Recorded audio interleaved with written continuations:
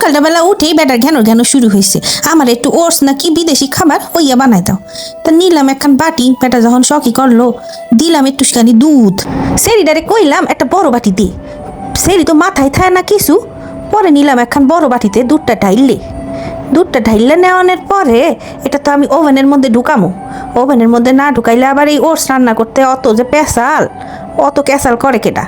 সেই রে কইলাম দে একখান চামচ তো দেওয়ার কোনো নাম গন্ধ নাই। তো ঠিক আছে, প্যাকেট শুদ্ধাই ঢাইলে দিলাম। আচ্ছা যাই হোক বাপু সারো, এইবার এইটারে কি করবো দেখেন। এইটারে নাড়ামু চামচ দিয়া, সুন্দর করে নাড়াইয়া এইটারে দুধের সাথে গোলাইয়া ফেলামো। এবার একটু দিয়ে দিলাম একটুখানি লবণ আবার আমার জামাই একটু বেশিই খায়, তো আর একটু লবণ দিলাম। এইবার এইটারে সুন্দর করে গাইটা এইটারে আমি এখন একটু টেস্ট করলাম লবণ ঠিক আছে কিনা। এইবার ওভেনের থেকে 2 মিনিট রাখা এইটারে বাইর করে ফেলালাম। বাইর করার পরে এইটারে আবার একটু ঘুটলাম, দেখি দুধ একেবারে হুগাইয়া কাট হয়ে গেছে। একটু ঢেলে দিলাম দুধ।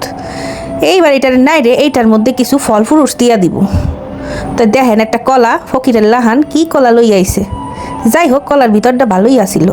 এখন কলাটারে সুইল্লা কুচা করে কাটবো। একটা চামচ লইয়া সেলাইসটা সুন্দরভাবে কইরেন। তো খাইতে যে কি টেস্ট, আপনারা অবশ্যই বাসায় খাইয়া ট্রাই করে জানাইবেন।